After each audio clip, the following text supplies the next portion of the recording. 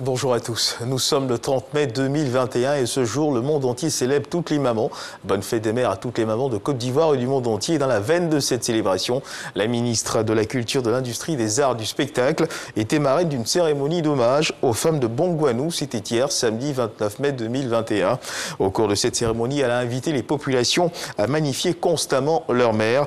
Cette cérémonie de fête des mères a été initiée par le député de la commune de Bongouanou, Jacob Assouba. L'artisanat veut susciter des vocations chez les femmes, d'où les journées promotionnelles de la femme artisane organisées hier samedi à Yopougon par la Chambre des métiers, une initiative fortement encouragée par la mairie de Yopougon. Objectif de cette initiative capitaliser le potentiel de la commune et régler ainsi l'épineuse question du chômage, notamment au niveau des femmes.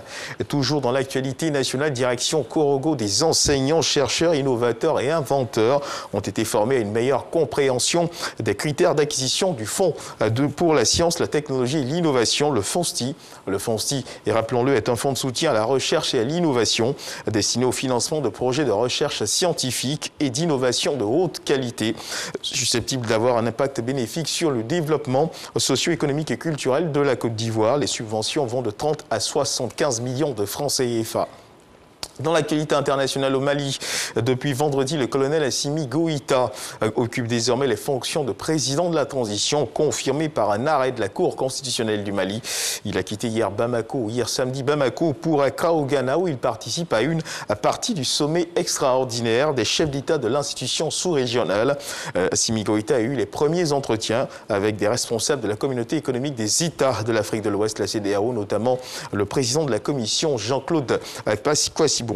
Ce dimanche, il assistera à une partie du sommet extraordinaire des chefs d'État de l'institution sous-régionale. Et dans l'actualité toujours internationale, sachez que de grandes manifestations ont eu lieu hier samedi au Brésil. Des manifestants protestent contre la gestion du gouvernement de la crise de la pandémie. Les Brésiliens sont descendus donc dans les rues contre le gouvernement du président Jair Bolsonaro, alors que le pays compte plus de 450 000 victimes du coronavirus. Plusieurs dizaines de milliers de personnes se sont mobilisées à travers le pays pour dénoncer cette gestion et réclamer l'accélération de la vaccination, un soutien économique et la destitution du président. Les manifestants rappellent aussi les récentes révélations de la commission d'enquête parlementaire qui analyse les omissions du gouvernement pendant la pandémie. Le Brésil fait partie, rappelons-le, des pays les plus touchés par la pandémie de Covid-19. En Indonésie, un incendie sur un ferry a entraîné l'évacuation de 274 personnes. C'est ce qu'ont annoncé ce dimanche les autorités indonésiennes. Le bateau faisait route vers la ville de Sanana, dans l'archipel des Mollusques, quand l'incendie s'est déclaré, contraignant ainsi certains passagers à sauter à l'eau.